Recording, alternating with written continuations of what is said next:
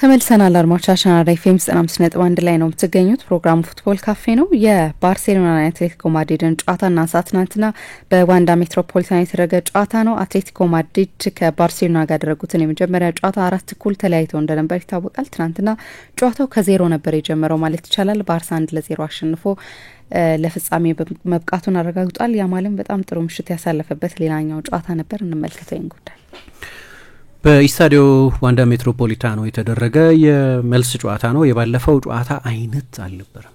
4-4 የተጠናቀቀው ጨዋታ እኛም በወቅቱ በሰፊው እንዳነሳ ነው ብዙ ድራማዎች፣ ብዙ ውጣ ውረዶች፣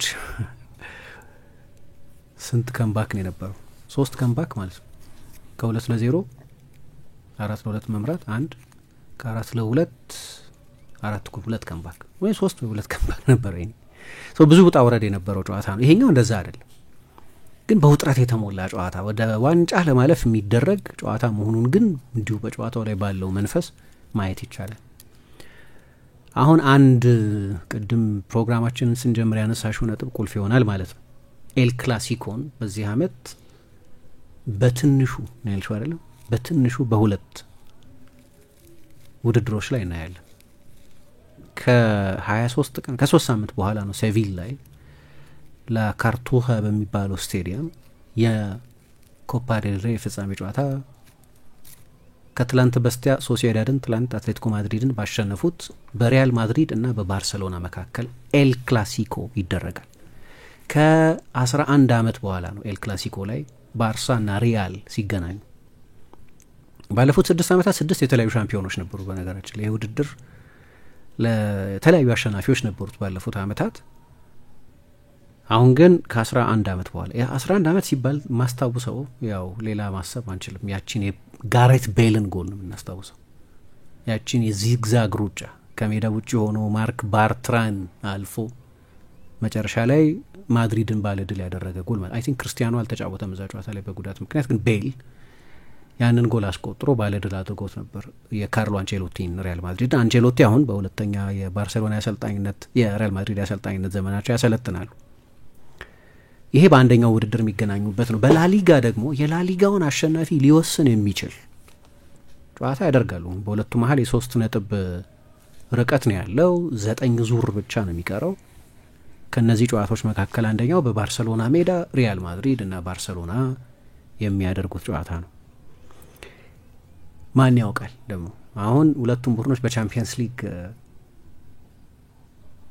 ተጋጣሚዎቻቸውን በሙሉ እያሸነፉ የሚቀጥሉት 4 ጨዋታዎች አሏቸው። ሴሚ ፋይናል፣ ኳርተር ፋይናል በርሊን ላይ ሚኒክ ላይ ሊገናኙ ይችላሉ። ማርች 31 ነው የፍጻሜ ጨዋታ የሚደረገው። ስለዚህ ከዚህ በኋላ ከሁለቱ የተረጋገጡ ኤል ክላሲኮች ውጪ ሌላም ልናይ እንችላለን፣ አይታወቅም። እንደምታውቂው በዚህ አመት በስፔን ሱፐር ካፕም ተገናኝተው ነበር። በላሊጋም አንድ ጨዋታ አድርገዋል። ስለዚህ የትላንትናው ውጤት በፍጻሜ ጨዋታ ኤል ክላሲኮን እንድናይ ያመቻቸ ነው ማለት ነው። ኤል ክላሲኮን እናያለን። በእርግጥ አትሌቲኮ ማድሪድን ቢያልፍ ኖሮ የማድሪድ ደርቢ ነበር የሚሆነው። ግን ምንም ቢሆን በተለይ ለዓለም አቀፉ ተመልካች ኤል ክላሲኮን የሚተካከል የክለብ እግር ኳስ ሜቢ በአውሮፓ የለም። ስለዚህ ትልቁን ጨዋታ የማየት እድል ሰጥቶናል። ለሮሂ ብላንኮስ ለአትሌቲኮ ማድሪድ ደግሞ ትላንትና ከሁሉም ውድድሮች ውጪ መሆናቸው የተረጋገጠበት ከላሊጋው ርቀዋል። ሂሳባዊ እድል አላቸው፣ ግን ሪያሊስቲክ እድል ግን የላቸው። ከቻምፒየንስ ሊግ በሪያል ማድሪድ በመለያ ምት ተሸንፈው ወጥተዋል። አሁን ደግሞ በባርሴሎና ተሸንፈው ከኮፓ ዴል ሬ ውጪ ሆነዋል። 1-0 ነው እንግዲህ። ምናልባት የጨዋታ መደራረብ ከኢንተርናሽናል ብሬክ በኋላ በጥቂት ጊዜ ውስጥ የተደረገ ጨዋታ ስለሆነ በየ3 ቀኑ በተከታታይ ጨዋታ የሚደረግበትም ወቅት ስለሆነ ሊሆን ይችላል። ልክ እንደ ባለፈው ሳምንት ማለት ለመጀመሪያው ዙር ጨዋታ ብዙ ጎል ያላየንበት። ከመጀመሪያ አሰላለፋቸው ለመጀመር ከአሰልጣኞቹ ምርጫ አሰልጣኝ ሃንዚ ፍሊክ አንድ ልዩ የሚያደርጋቸው ነገር ትልልቅ ጨዋታዎችም ላይ ቢሆን የትናንትናው ጨዋታ በጣም ትልቅ ጨዋታ ነው ለባርሴሎና እና የጎል ዋስትናቸው ሌቫንዶቭስኪን ተጠባባቂ ወንበር ላይ አድርገው ነው የጀመሩት። ትልልቅ ጨዋታዎች ላይ ሳይቀር ሌሎች ተጫዋቾቻቸውን ያምኗቸዋል። ቡድን ሳይሆን ስኳድ ነው ያለኝ ነው የሳቸው 11 ተጫዋች ሳይሆን ሁሉም ተጫዋች በማንኛውም ጊዜ በየትኛውም የጨዋታ መጠን መጫወት ይችላል የሚል መተማመን አላቸው እና ትላንትና ጋቪን እና ሌቫንዶቭስኪን ተጠባባቂ ወንበር ላይ አድርገው ፌርሚን እና ፌራንን የመጀመሪያ አሰላለፍ ውስጥ አስገብተው ነው የጀመሩት። ኦልሞ ስለሌለ ማን ነው የባርሴሎና 10 ቁጥር የሚሆነው የሚል ጥያቄ ነበር። በቀደም እንደጀመረው ሁሉ ትላንትናም ፌርሚን የመጀመሪያ አሰላለፍ ውስጥ ገብቷል። ፌራን እዚህ ውድድር ላይ ትላንትና ያስቆጠረውን ጎል ጨምሮ አሁን ከሁሊያን አልቫሬዝ እና ከኤንሪክ እኩል ከፍተኛ ጎል አስቆጣሪነቱን እየመራ ያለ ነው። ለሱ የመጀመሪያ አሰላለፍ ውስጥ የመሰለፍ እድል ሰጥተውታል። የ16ኛ ጎሉ ነው ትላንት በሱ ጎል አማካይነት ስለሆነ ያሸነፉት። ትላንት ባርሳ ማጥቃቱ በጣም ቀጥተኛ ነበር፣ ዳይሬክት ነበር። ያው ሃንዚ ፍሊክ ከመጡ በኋላ ቡድናቸው በሁሉ መንገድ የሚያጠቃ ነው። ከፈለግሽ ዝግ ባለ ዘለግ ባለ ከብዙ የኳስ ቁጥጥር እና የኳስ ቅብብሎች በኋላ የጎል እድል መፍጠር ይችላል በትዕግስት ካስፈለገ። ግን ትላንትና በመጀመሪያ አጋማሽ ያስቆጠሩትን ጎል ጨምሮ የፈጠሯቸውን የጎል እድሎች በሙሉ በቀጥተኛ ማጥቃት ደግሞ መፍጠር የሚችሉ ናቸው። ይህንን አድርገዋል። የመጀመሪያ አጋማሽ የባርሰሎና ፍጹም ብልጫ የነበረበት ነው። ስለ አትሌቲኮ ማድሪድ እናነሳለን፣ ስለ ዲየጎ ሲሞኔ አቀራረብ እናነሳለን። እኔ በፈለገው ጊዜ በቃኝ ባለ ጊዜ መልቀቅ አለበት ዲየጎ ሲሞኔ። በምንም ሁኔታ ውስጥ አትሌቲኮ ማድሪድ ማሰናበት የለበትም ነው የምለው፣ አትሌቲኮ ማድሪድን ከሱ በፊት ስለምናውቀው። ግን አንዳንድ ጨዋታዎች ላይ የሚወስናቸው ውሳኔዎች አይጠየቁም ማለት ግን አይደለም። የመጀመሪያ አጋማሽ የአትሌቲኮ ማድሪድ የጨዋታ እንደዛ መከላከል፣ እንደዛ ፈግፍገው መጫወት የአሰልጣኝ ምርጫ ነው። በቀኝና በግራ መስመር ተከላካይነት የመረጣቸው ሁለት ተጫዋቾች ሬኒልዶ እና ሴዛር አዝፒሊኩዌታ ከሆኑ ምን ይሆናል ታዲያ? አይሆን እንደዛ ነው የሚሆነው። እየመራ አይደለም አትሌቲኮ ማድሪድ ትናንትናው ጨዋታ የመጣው። የሜዳ ጥቅም ነበረው ይሆናል፣ ግን እየመራ አልነበረም። ምሳ እንዳነሳሹ ጨዋታው ሲጀመር 4 ጎል ባርሴሎና ሜዳ ላይ ሄዶ ያስቆጠር እንጂ የአዌ ጎል አድቫንቴጅ የለውም። እንደዚህ አይነት አድቫንቴጅም የለውም። ለሁለቱም ቡድኖች እኩል ነው የነበረው ጨዋታው ሲጀመር። እንዲያው አትሌቲኮ ማድሪድ በሜዳው የመጫወት አድቫንቴጅ ነበረው። ስለዚህ ለምን ለማጥቃት ኃላፊነቱን አልወሰደም? እሱ ነው መጠየቅ ያለበት ጥያቄ። ባርሴሎና ግን ማድረግ ያለበትን ሁሉ አድርጓል። ጨዋታው እንደተጀመረ የሁለቱ ቡድኖች እቅድ ምን እንደነበር በሰከንዶች ውስጥ በደቂቃዎች ውስጥ ማወቅ ይቻል ነበር። ሪያል ማድሪድ ማነው ባርሴሎና በጣም ዶሚናንት ነበር። አትሌቲኮ ማድሪድ ወደ ኋላ ሪትሪት አደረገ። ገና ሲጀመርም እንዲሁ ኃይል የቀላቀሉ ለመከላከል ለመሞከር አይነት አዝፒሊኩዌታ ራፊኛ ላይ ጥፋት የሰራው በዛ መንገድ ነው። በእርግጥ በእኔ በቪአር መታየት የሚገባው አልነበረም። የአርቢትሩም ውሳኔ ለቀይ ካርድ የሚያበቃ አይደለም ብለው ወሰኑ። አዝፒሊኩዌታው ቢጫውንም ሲቃወም ነበር። ለነገሩ ገና የመጀመሪያ ጥፋት እኮ ነው እያለ ቢጫውንም ሲቃወም ነበር። ግን ወደ ቀኝ ድንገት እንዴ አፕግሬድ የሚያደርጉት ይመስል ነበር። ያው በላሊጋ አንዳንድ እንግዳ ውሳኔዎች ስለሚወሰኑ የስፔን ዳኞችም ይወስናሉ እንዲህ አይነት ውሳኔዎች። ግን አርቢትሩ ተመለሱና ከቢጫ ካርድ በላይ የሚያሰጥ ነገር የለም አሉ። በሁለቱም ክንፎች ግን ለባርሴሎና ሁለቱ ተጫዋቾች ለአዝፒሊኩዌታም ራፊኛን ማቆም፣ በተለይ ለሬኒልዶ ላሚን ያማልን መቆጣጠር ፈተና ነበር። አሰልጣኝ ዲየጎ ሲሞኔ ከሃቪ ጋላን ይልቅ ሬኒልዶን መጠቀም የጀመረው በዛ የላሊጋ ጨዋታ መጨረሻ ላይ አትሌቲኮ ማድሪድ 2-1 ባሸነፈበት ጨዋታ ላይ ፍጹም ሊቆጣጠሩ ቸግሮት ስለነበር ነው። ሃቪ ጋላን ደግሞ ከማድሪድ ጋር በነበረውም ጨዋታ እንደዚሁ ስለ በቻምፒየንስ ሊጉ ጨዋታ ሮድሪጎ ያንን ጎል ሲያስቆጥር የሱ ትልቅ ስህተት ስለነበር ከእንደ ላሚን ያማል አይነት ለመቆጣጠር ከሚፈትን የክንፍ ተጫዋች ጋር የበለጠ በመከላከል ጥብቅ ነው ብለው ያሰቡትን ሬኒልዶን ነበር የተጠቀሙት። ግን በፍጹም ሊቋቋሙ አልቻለ በጭራሽ። በኋላም ሃቪ ጋላን ገባ በሁለተኛው አጋማሽ። አትሌቲኮ ማድሪድ የበለጠ ለማጥቃት የሚደረግ ጥረት ስለነበር ስለዚህ ወደ ቼዝኒ ጎል ሊመጣ አልቻለም። አትሌቲኮ ማድሪድ 30% ብቻ ነበር የኳስ ቁጥጥር መጠን። አንድ ብቻ ነበር ሙከራው፣ አንድ ብቻ ሙከራ በመጀመሪያ አጋማሽ 80 ብቻ ፓስ። ይሄ ቡድን ጥሩ ቡድን ነው። አሁን የግሪክ ብሔራዊ ቡድን ኦቶ ሬሃግል እያሰለጠኑት ከፈረንሳይ ጋር ከቼክ ጋር ከፖርቱጋል ጋር ከምን ጋር ሲጫወት እንደዛ የተጫወተበት ምክንያት እሳቸውን ያኔ ሬሃግል እንዳሉት የድሮ የቬርደር ብሬመን የካይዘርስላውተን አሰልጣኝ ብራዚልን ስጡኝና ደግሞ ፈትኑኝ፣ እኔ የተጫዋቾችን ጥራት ማዕከል ያደረገ እቅድ ነው የምነድፈው ብለው ነበር።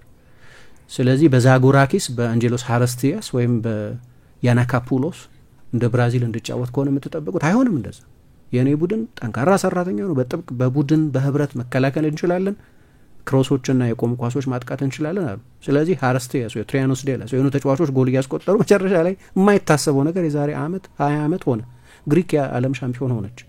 የአውሮፓ ሻምፒዮን። አትሌቲኮ ማድሪድ እንደዛ አይደለም። አሁን ምስጋና ለራሱ ለዲየጎ ሲሞኔ ይሁንና ቡድኑ ኢንቨስት ማድረግ የሚችል በአንድ ክረምት 200 ሚሊዮን ዩሮ ማውጣት የሚችል ምርጥ ተጫዋቾች ያሉት ነው። የግድ እንደዚህ መጫወት የለበትም። ማልረዳው ነገር እሱ ነው። እንደ ድሮ ገና ኃላፊነቱን ሲረከብ እንደነበረው አይነት ስብስብ አይደለም። ይሄ ደህና ስብስብ ግን በመጀመሪያው አጋማሽ እንደዚህ ቁልፍ በሆነ ጨዋታ ላይ ያንን ኢኒሺዬቲቭ አልወሰደም። የባርሰሎና ጫና የማያቋርጥ ነበር።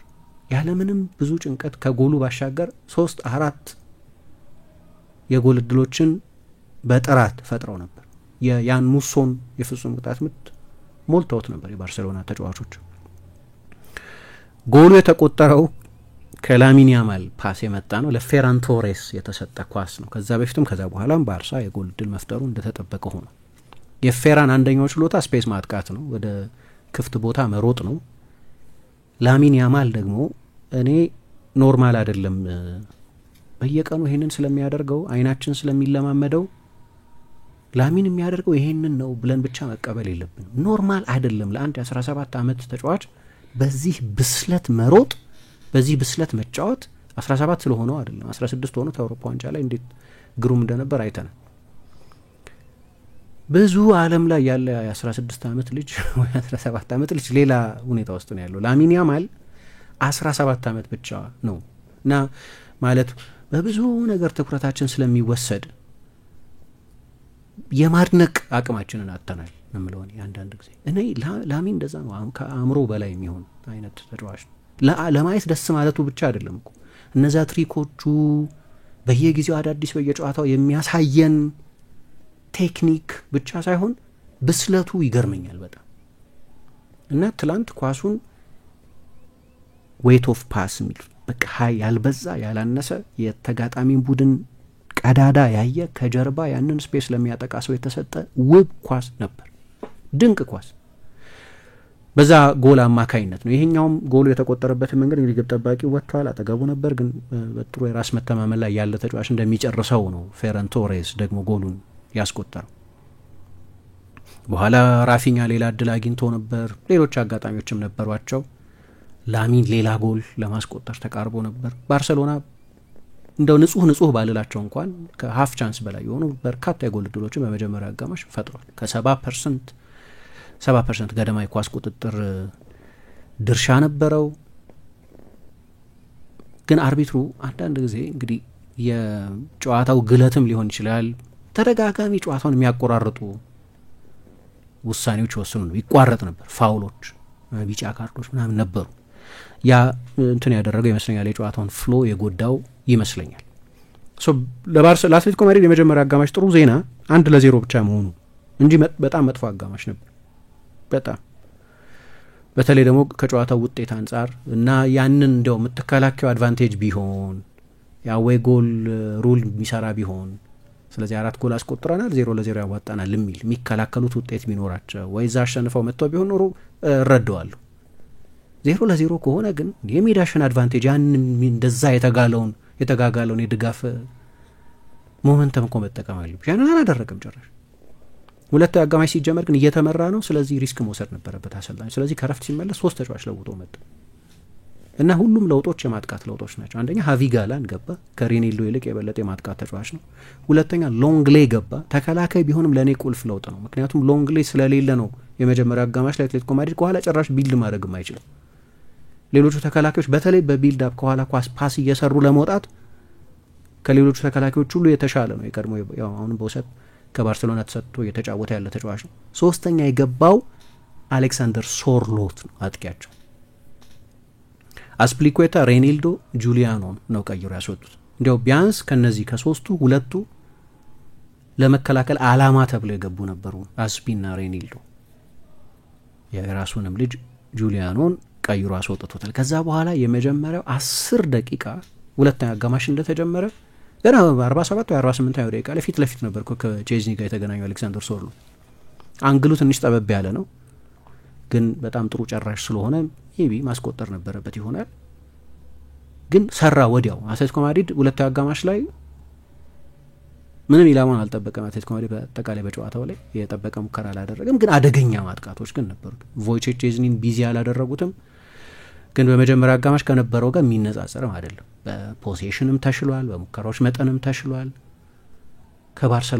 ባርሰሎናን የፈተኑት በሁለተኛው አጋማሽ ነው። እንዲያውም ያኔ ነው የሃንዚ ፍሊክን ጨዋታ የመገንዘብ እና አዳፕት የማድረግ ችሎታ የምታዩ። የአትሌቲኮ ማድሪድ አጀማመር በጣም አስደናቂ ሲሆን ስቴዲየሙ እንደገና መንቀልቀል ሲጀምር ያኔ ሶርሎት በተለይ ከባርሰሎና ጋር በጣም ጥሩ ሬከርድ ያለው ተጫዋች ነው። አሁን የመጀመሪያ አጋማሽ ረጅም ኳስ ይጫወታሉ። ግሪዝማንና ሁሊያን ናቸው ከፊት የነበሩት። ሁሊያን አልቫሬዝ በፍጹም ረጃጅም ኳስ ከነ ኢኒጎ ማርቲኔዝ ሊያሸንፉ አይችሉም። አጫጭር ናቸው። ሩቱም ልክ አይደለም እኮ እንደ በነዛ በጥቂት አጋጣሚዎች ረጃጅም ኳስ ነው ለመጠቀም የሚሞክሩት። ሶርሎስን የምትጠቀሚ ከሆነ ግን ማሸነፍ ይችላል የአየር ላይ ኳሶች። ስለዚህ የመጀመሪያው አጋማሽ እቅዳቸው ከተጠቀመባቸው ተጫዋቾች ፕሮፋይልም ግን ደግሞ ለማጥቃት ከሞከረበት መንገድ የሚያስኬድ አልነበረም። አንዳንድ እድሎች መፍጠር ሲጀምሩ ነው እና ደግሞ በቀኝና በግራ በኩል በዊንግ ባክ ዮሬንቴንና ሃቪ ጋላን ዮሬንቴን ወደ ኋላ ሳበውና አዝፕሊኩዌታ በነበረበት የቀኝ ተከላካይነት መጠቀም እንደ ዊንግ ባክነት መጠቀም ሲጀምርም የመሀል ተከላካይ አይደለም። እንደው የአትሌቲኮ ማድሪዱ ቫልቬርዴ የምለው ውስን የመከላከል ስፔሻሊስት ብቻ ስለሆነ ሳይሆን በጣም ጥሩ ኦል ራውንደር ስለሆነ ነው፣ ብዙ ችሎታዎች ስላሉት። እሱ ግን ፉል ባክ ሆኖ ሲጫወት የበለጠ የማጥቃት ጥቅም ይሰጥሻል አይደለም። በግራ በኩል ደግሞ ሃቪ ጋላን በጣም ጥሩ የማጥቃት ፉል ባክ ነው፣ ከጋላን የተሻለ ማነው ከሬኒልዶ የተሻለ ጋላን። አሁን ያኔ ነው አሰልጣኝ ሃንዚ ፍሊክ ቡድናቸው ጥሩ እየተጫወተ ስለነበር ሌላ ጎል የሚያስቆጥር ይመስል ስለነበር ምንም ለውጥ አላደረጉም። ሁለተኛው አጋማሽ ተጀምሮ 10 ምናምን ደቂቃውን ካዩ በኋላ ግን እኔ ሁለት በጣም ቁልፍ የአትሌቲኮ ማድሪድን የመጀመሪያ 10-12 ደቂቃ ሁለተኛው አጋማሽ እንደተጀመረ የነበረ ማጥቃት ያበረደ ለውጥ ነው ያደረጉት። አንደኛ ሶርሎት ዶሚናንት መሆኑን አቆመ፣ ምክንያቱም ሮናልዶ አራውሆን አስገቡት። የበለጠ ፊዚካል ነው፣ የበለጠ ረጅም ነው። ሁለተኛ መሀል ላይ የነበረው ተጫዋች ፍራንኪ ዲዮንግ ነው ትላንትና 6 ቁጥር ሆኖ የጀመረው፣ ግን ኤሪክን ጨምሩ። ኤሪክ ጋርሲያ ገባ። እነዚህ ሁለት በጣም አስፈላጊ በጊዜው የተደረጉ ለውጦች ናቸው። ኩባርሲን ያስወጡት መጀመሪያ። ኩባርሲ በጣም ጥሩ ተከላካይም ቢሆን ልክ እንደ ሶርሎት ላለ ፊዚካል አጥቂ ሮናልዶ አራውሆ የበለጠ የተመቸ ነው።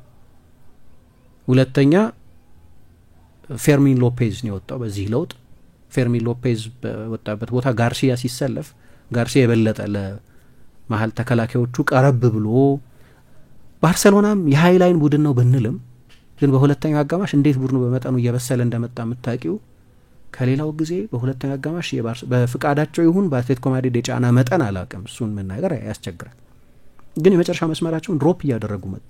የመጨረሻው ባክላይን በሌሎች ኢቨን በትላንትና የመጀመሪያ አጋማሽ ካየ ነው በጣም ወደ ኋላ ድሮፕ ያደረገ ዲፌንሲቭ ላይን የነበራቸው። አንድ ኢንትረስቲንግ የሆነብኝ ነገር እኔ የእንትና እግር እየደማ ይታይ ነበር ጨዋታው ላይ። ቁርጭምጭሚቱ ላይ ጥፋት ተፈጽሞበት ሲደማ ይታይ ነበር ሎንግሊ። አሁን ከመጣበት ጊዜ ጀምሮ ይጫወታሉ ሁሉንም ጨዋታ ከኢንተርናሽናል ብሬክ በኋላ። እንግዲህ ባለፈው የሆላንድና የስፔን ኔሽንስ ሊግ ሩብ ፍጻሜ ጨዋታ ላይ ሁለቱንም ጨዋታዎች ተጫውቷል። ሁለተኛውን ጨዋታ 2 ሰዓት ነው የተጫወተው። እሱን አልቀየሩትም። በኋላ ሊያልቅ ሲል 3 ደቂቃ ሲቀረው ነው ጀራርድ ማርቲንን ያስገቡት እንጂ አሰልጣኙ አልቀየሩትም። ግን ሁለቱ አጋማሽ በጣም ክፍት ነበር። ሲሞኔ እንደፈለገው አይነት ክፍት ነበር። ባርሰሎና በተለመደው ባርሰሎናዊ መንገድ ኳሱን መቆጣጠር አልቻለም። የአትሌቲኮ ማድሪድ ፍጥነት፣ ቀጥተኝነት፣ የማጥቃት ቫራይቲዎቹ ሁሉ ያስገርሙ ነበር። በተለይ እንበል 15 ደቂቃ ሁለቱ አጋማሽ እንደተጀመረ የነበረው 15 ደቂቃ ከዛ ነው ለዛ ጊዜውን የጠበቀ እርምጃ ሃንዚ ፍሊክ ወስደዋል ያልኩት። አደጋው እየመጣ እንደነበር አይተውታል። ከዛ ቆይተው ደግሞ ሌቫንዶቭስኪን አስገቡት። ግን አንድ የተረዳሁት ነገር የአንዳንድ የባርሰሎና የአትሌቲኮ ማድሪድ ተጫዋቾች በአትሌቲኮ ማድሪድ እነዚህ በተንሸራተተበት ሰሞን በጣም ብዙ ያለ ረፍት የተጫወቱ ተጫዋቾች አሉ። ለምሳሌ ሮድሪጎ ደፖልን ሰሞኑን ያተሹ ከሆነ ባለፈው የስፓኞልም ጨዋታ ላይ ተዳክሟል። በጣም በአካል ጉዳት ተደጋጋሚ ባሪዎስ ተጎዳ፣ ሌሎች ተጫዋቾች ተጎዱባቸውና ያሏቸውን ጥቂት ተጫዋቾች በተደጋጋሚ ለመጠቀም ተገደው ነበር። ኮኬ የውድድር ዘመኑን አብዛኛውን ጊዜ የለም እና እሱና ግሪዝማን ደግሞ 8-9 ተከታታይ ጨዋታ ተጫውተዋል። ሁሊያን አልቫሬዝም ልክ እንደዚህ መዳከም የሚታይባቸው ተጫዋቾች አሉ። አንዳንዶቹ ደግሞ ወደ ላቲን አሜሪካ ሄደው መጡ በከባድ የአየር ንብረት ከአስቸጋሪ ባላጋራዎች ጋር በሞንቴቪዲዮ ከኡሩጓይ ጋር ከብራዚል ጋር ብራዚል ጥሩ ባይጫወትም ግን እነዚህ አይነት ጨዋታዎች አድርገው መጡና ከዛ ድካምም ማገገም አልቻሉ። ምንም እንኳ 10 ለብሔራዊ ቡድን ያልተጠሩ ተጫዋቾች ይዞ ልምምድ ይሰራ ቢቆይ ማሰልጣኙ ለአትሌቲኮ ማድሪድ አይነት አሰልጣኝ ወይ ቡድን 10 ተጫዋች ኢንተርናሽናል ብሬክ መጥቶ ማቆየት እድል ነው። 3-4 ተጫዋች ነው የሚቀረው ለሁሉም ብሔራዊ ቡድን ስለሚጠሩ ተጫዋቾቻቸው ግን በቂ አልነበረ እና መጨረሻ ላይ በጣም ቢሻሻልም ቡድኑ የማጥቃት ሞመንተሙ ምኑ አትሌቲኮ ማድሪድ ጋር የነበረን ቢሆን ሁለተኛው አጋማሽ ሲደረግ ባርሰሎናም በመልሶ ማጥቃት የፈጠራቸው አንዳንድ ድሎች ነበሩ። በእርግጥ መጨረሻ ላይ ግን አልቋል። ሌላ ጎል ሳናይ 21 ጨዋታ ሆኖታል አሁን ባርሰሎና ከተሸነፈ ከ21ዱ 2 መሰለኛቸው ሌላው በሙሉ ድል ሌላውን በሙሉ አንደኛው ከአትሌቲኮ ማድሪድ ጋራቸው የተለያዩበት ጨዋታ ነው። ሌላኛው ከአታላንታ ጋራቸው የተለያዩበት የቻምፒየንስ ሊግ ጨዋታ ነው። ስለዚህ ከ11 ዓመት በኋላ ፍጻሜ ላይ እናያለን ማለት ነው።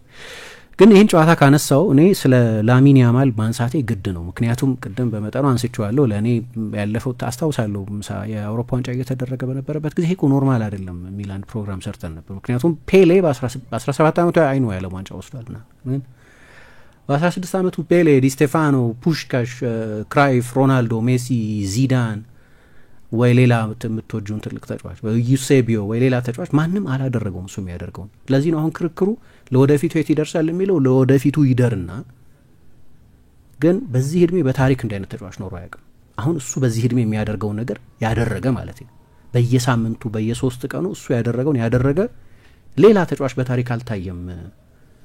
ፔሌ ነው ኤክሰፕሽን ቱ ዘ ሩል የሚባለው በ1958 የዓለም ዋንጫ ግን ለአንድ ሲዝን ምናምን እንደዚህ በየ3 ቀኑ ልዩ ነገር ማሳየት በታሪክ ታይቶ የሚታወቅ አይደለም።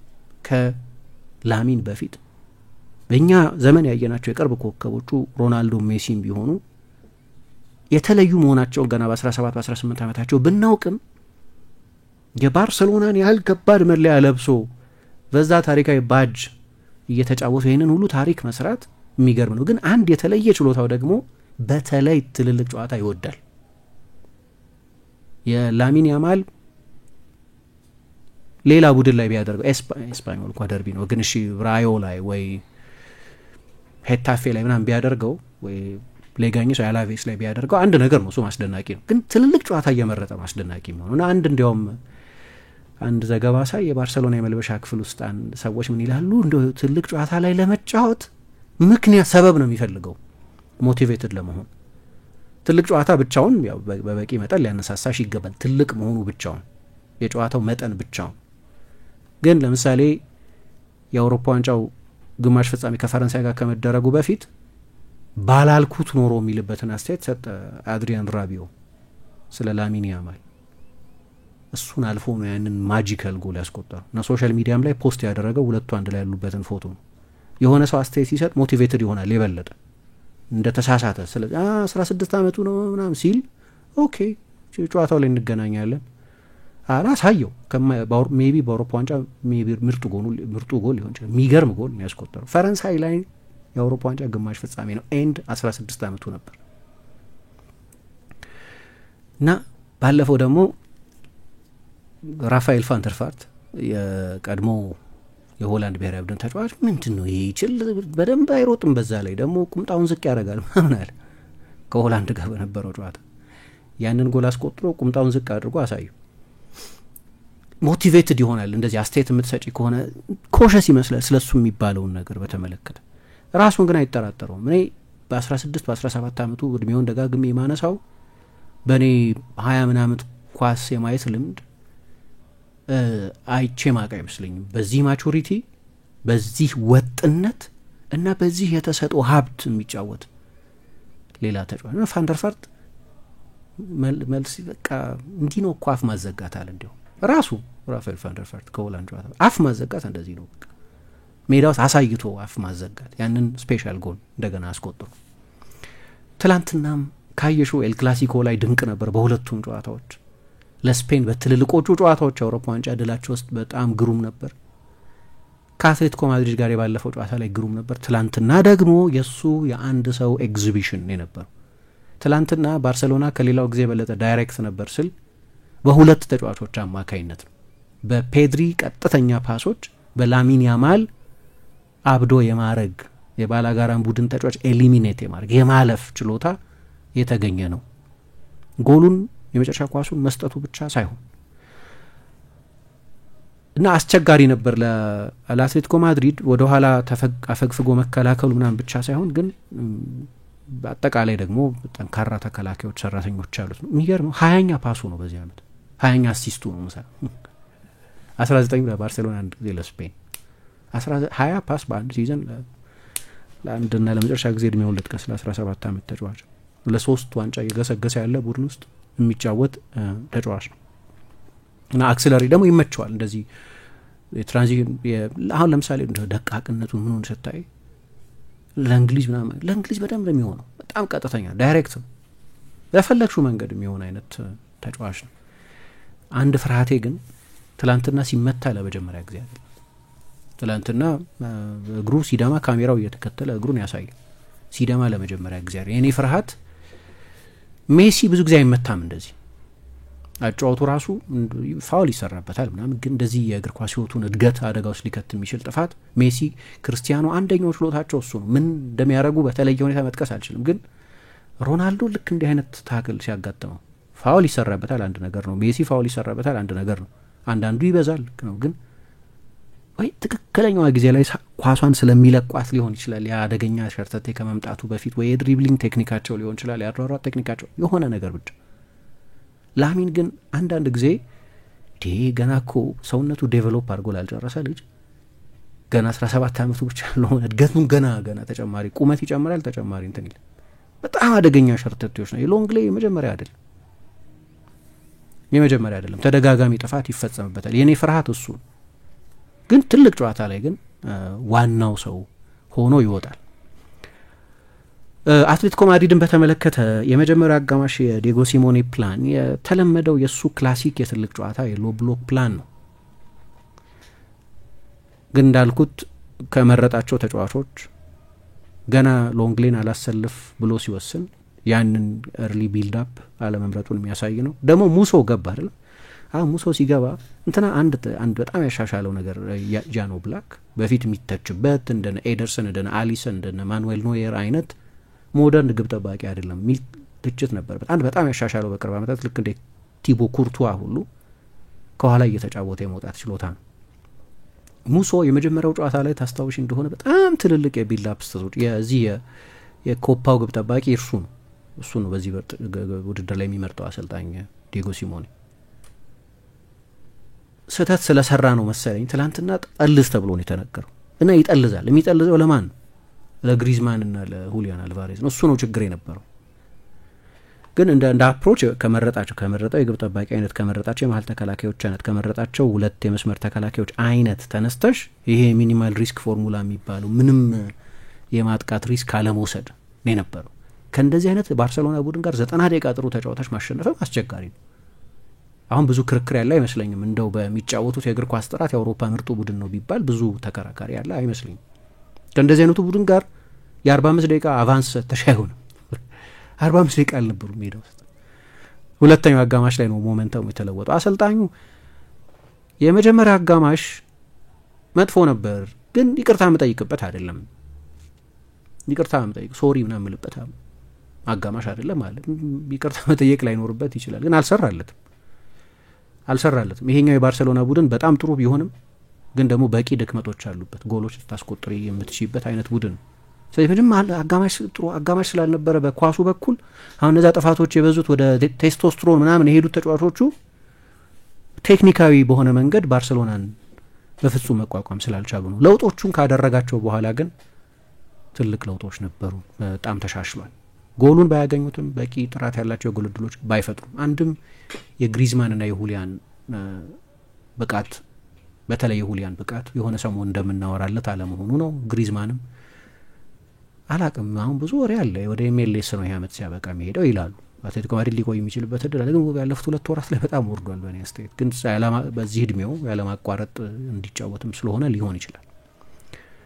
በባርሳ በኩል ፌራን ሻርኩ ነኝ የሚለው ለሻርክ ሌላ ጎል አስቆጥሯል ትላንትና። ይሄ እንዳነሳሁት 16ኛ ጎሉ ነው። 10ን ከጥር ወዲህ ያስቆጠረው ከጥር ከአዲሱ ዓመት ከጃንዋሪ ወዲህ ከአዲሱ ዓመት መግባት ወዲህ ያስቆጠረው። እንደምታስታውሺው አትሌቲኮ ማድሪድ ላይ ከጥቂት ሳምንታት በፊት በላሊጋ ተገናኝተው ከኢንተርናሽናል ብሬክ በፊት ባርሳ ከ2-0 መመራት 4-2 ሲያሸንፍ 2 ጎሎች አስቆጥሮ ነበር።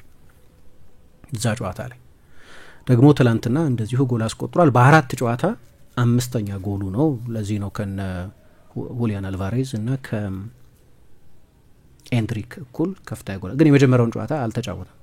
ባርባስትሮስ ከሚባለው ቡድን ጋር አሰልጣኙ አላሰለፈውም። በተለያዩ አሰልጣኞች ስር ሁልጊዜ አስፈላጊ ተጫዋች ሆኖ ቆይቷል። በጓርዲዮላ ሲቲ ውስጥ እንደ ሁሌ ጀማሪ ተጫዋች ባይሆንም በጣም ጠቃሚ ተጫዋች ነበር። ለዚህ ነው ዝውውሩ ያኔ ብዙውን ሰው ሰርፕራይዝ ያደረገው። ቻቪ አሁን ደግሞ በደንብ ችሎታውን እንዲያወጣ ያገዙት ሃንዚ ፍሊክ አሉ። ከሌቫንዶቭስኪና ከራፊኛ ቀጥሎ ብዙ ጎል ያስቆጠረው እሱ ነው። ግን የውድድር ዘመናቸው ሲጀምር ሃንዚ ፍሊክ ራሳቸው የአሜሪካ የፕሪሲዝን ጨዋታዎቻቸውን ካየሽ ያው ብዙ የባርሳ ተጫዋቾች ለብሔራዊ ቡድን በኮፓ አሜሪካና በአውሮፓ ዋንጫ እየተጫወቱ ስለነበር አንሱ ፋቲን ነበረ አጥቂ እያደረጉ የሚጠቀሙት እና አንሱ ጥሩ መጫወት ጀምሮ ነበር። ግን ተጎዳ። ትላንትም ቤንች ላይ ነበር። በቀደም ለምን ቀይሮ አላስገቡትም በሚል የተቆጧቸው ሰዎች ነበሩ። እንደዚህ ግን ፌራን ላይ አልነበረም እቅዳቸው መጀመሪያ። ግን ዋናው ነገር አሰልጣኙ የመሰለፍ እድል ሲሰጡት ተጫዋቹ ጥሩ መጫወት መቻሉ የአሰልጣኙን እምነት ተጨማሪ የጨዋታ እድሜ እንዲሰጡት በሚያሳምን መንገድ እየተወጣ መሆኑ ነው አስደናቂው። የ81 ደቂቃው ጎል ያስቆጥራል። አሁን ከሌቫንዶቭስኪ አቬሬጅ በላይ ነው፣ ከራፊኛ በላይ ነው፣ ኢቭን ከሜሲ በላይ ነው። ያው ሜሲ በታሪክ ካስቆጠረው በየ100 ደቂቃው ነው ጎል ያስቆጠረ የነበረው ሜሲ። በአጠቃላይ በባርሴሎና ያስቆጠራቸውን 600 ምናምን ጎሎች ከወሰድሽ ሌቫንዶቭስኪ በየ85 ደቂቃው፣ ራፊኛ በየ127 ደቂቃው ነው የሚያስቆጥር። እንደ ምሳሌ የሚያየው ክርስቲያኖ ነው ይባላል። ክርስቲያኖ ሮናልዶ ነው። ላይፍ ስታይሉ ልክ እንደዛ ነው። አሁን ሁሊዮ ቱስ የሚባሉ የባርሰሎና የፊትነስ አሰልጣኝ አሉ። ከሳቸው ጋር ሆኖ በጣም ሞደርን ስቴት ኦፍ ዲ አርት የሆነ ጂም ቤት ውስጥ አስገንብቷል። በጣም ሪከቨሪ ስራ ይሰራል፣ ልምምድ ይሰራል።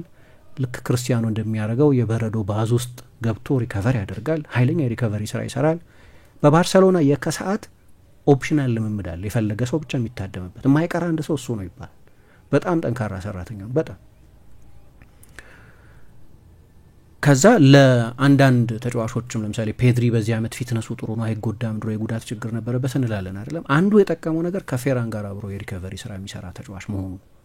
መጨረሻ ላይ ደግሞ የጎል አቬሬጁን ደግሞ ሲታይ የሜሲ የጎል አቬሬጅ ነው የሚመስለው፣ የሃላንድ ወይ የሌቫንዶቭስኪ አይነት እና በእነዚህ ተጫዋቾች ታግዞ ትላንትና ለፍጻሜ ደርሷል። ኤፕሪል ከማብቃቱ በፊት ኤል ክላሲኮን በሴቪል እናያለን። አድማጮቻችን የነበረን ቆይታ ይሄንን ይመስል ነበር። የአራዳ ኤፍኤም ሌሎች ፕሮግራሞች ደግሞ ወደ እናንተ መድረሳቸውን ይቀጥላሉ። መልካም ጊዜ ያነላችሁ።